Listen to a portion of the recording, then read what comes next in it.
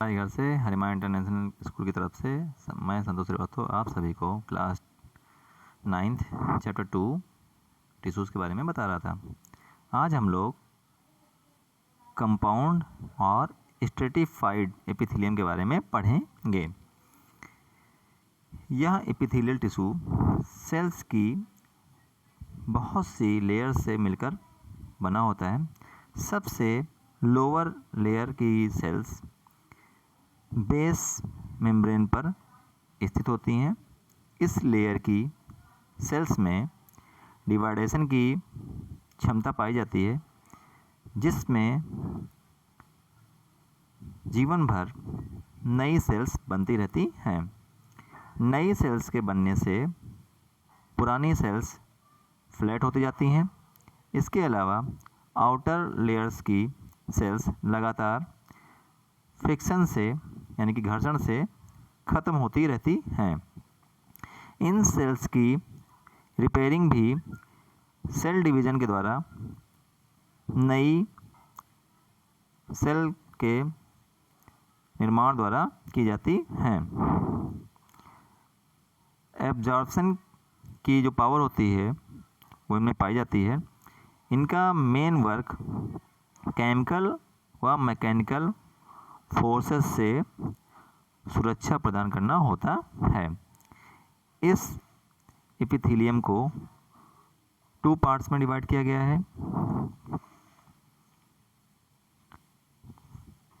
First है आपका stratified squamous epithelium.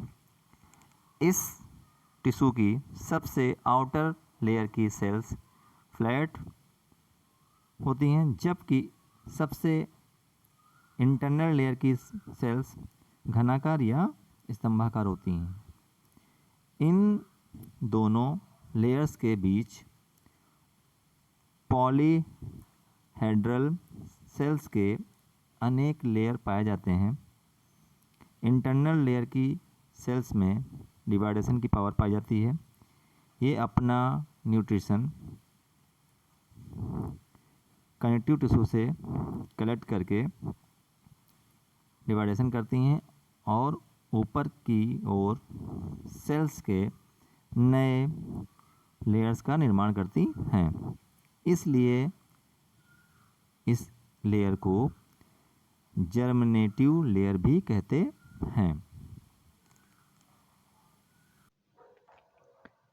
Stratified cuboidal epithelium, इस टिश्यू की आउटर लेयर की सेल्स घनाकार तथा बेसी होती हैं।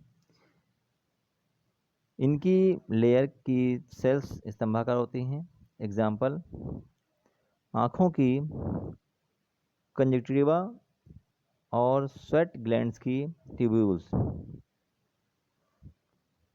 यह एपिथेलियम टिश्यू में पाया जाता है। नेक्स्ट है कॉलमनर एपिथेलियम। इस सेल्स की आउटर और इनर दोनों लेयर स्तंभाकार सेल्स की बनी होती हैं। एग्जाम्पल में जो है इसमें बताया गया है मेमरी ग्लैंड्स,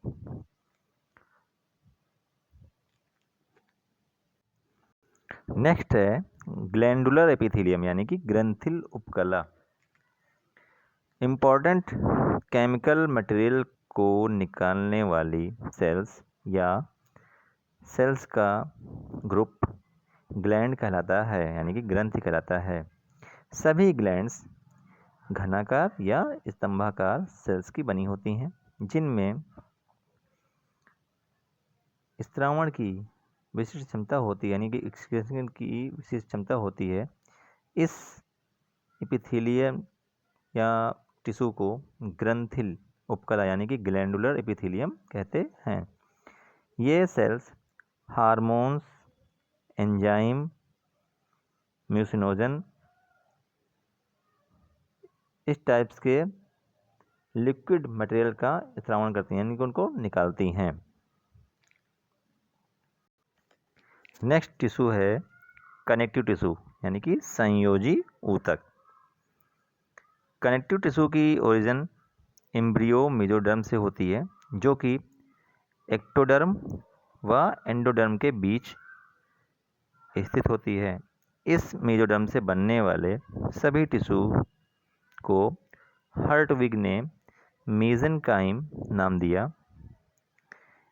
कनेक्टिव टिश्यू का मेन वर्क पूरी बॉडी में फैलकर डिफरेंट टिश्यूज या पार्ट्स को कनेक्ट करना है, यानी कि जोड़ना है, जिससे बॉडी अच्छे ढंग से वर्क कर सके। कनेक्टिव टिश्यू पूरी बॉडी के वेट का लगभग 30% पार्ट बनाता है।